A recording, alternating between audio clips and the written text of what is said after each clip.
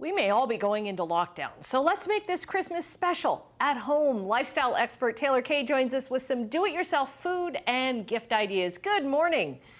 Good morning, Annette. And yes, I've got like these little tricks. They're called half-made homemade. They're cheats because sometimes I look at Pinterest and I go, how do these people do this? I know. What else do they do except Pinterest, right?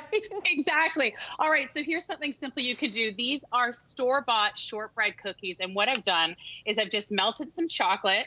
I'm going to put the chocolate on the shortbread cookie, cover it up. And then I add some crushed candy cane. Boom, boom, boom. Okay, that's too much, but that's okay. There's never too much. Like. And these go really fast in the house. Now, with the extra chocolate, I have just this chocolate melter here. What I did is then I made some chocolate bark. Really easy to do. You put it on parchment paper, spread out the chocolate, and then again, you can add candy cane, pretzels, anything like that. That's awesome. And it looks like, I love how you've done a little cookie charcuterie board.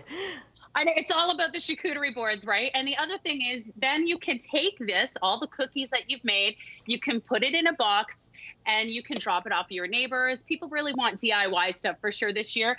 And gift cards are going to be our friend, especially with lockdown. And when I was at Food Basics, I picked up, this is MasterCard, and they also have vanilla prepaid cards. They can come in any denomination. You add them to your cookie box. The funds don't expire. You can shop securely and safe online, and great for gift giving, right? And you can shop locally with these too. Yes, and the boxes are great too because you can, put them on the step, put them on the door, and then kind of walk away a safe distance, right? Yes, exactly. Okay, everyone's talking about these hot chocolate bombs, and then Yes. I've got a hack for parents. Okay. So this is what the hot chocolate bombs look like. They're in sphere molds. The sphere molds are being sold everywhere, and you can't find them. They're sold out. This one here, look how big this hot chocolate bomb is. This is the one we make in our house. This is a little bit too much chocolate for the kids, I think. How do you get a mug that's big enough to put those in, though? I know. I do have a glass mug. So here's a hack. Take a small egg, like a Kinder egg, separate it, take the prize out, and then again, you're going to fill it with candy cane. You don't have to fill it with cocoa. This is enough chocolate. With marshmallows, put it in. And then here's the trick.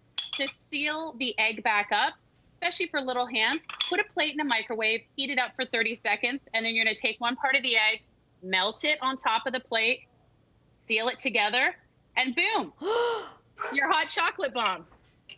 And then you can pour milk over it. You wanna pour milk over it, not water, because you wanna get it creamy, right? Yes. But again, this is better for little hands. This is a little bit too big. I mean, maybe you and I could split this one in that, but I don't know. I want one all by myself.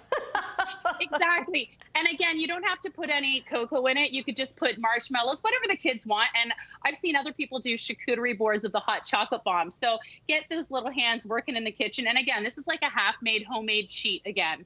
I think this is the Christmas of the chocolate bomb, hot chocolate bomb. I'm all right with that. Exactly. Totally all right with that. I got one on the weekend, actually, and I can't wait to use it. I'm probably going to use it today already.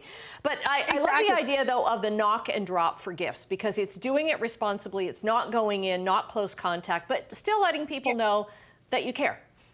Yes, and you know what? You want to think about the seniors on your street. We did it actually again this weekend. A bunch of neighbors that we bubbled with. We made a bunch of cookies. We threw some vanilla prepaid cards on the cookie box. And for seniors that are not going to be able to see their family or their families across Canada and they can't see them, we waved. We said hello. It was responsible. We wore PPE and masks, and everyone was so happy. And just seeing some of our neighbors who haven't seen people in months, the smiles on their face. So try the knock and drop. And, it's not Nicky Nicky Nine Door when we grew up. But it's not great. It's the gift of a visit, and it's really, really important this year. Taylor, have an awesome Christmas. Thanks for the ideas today.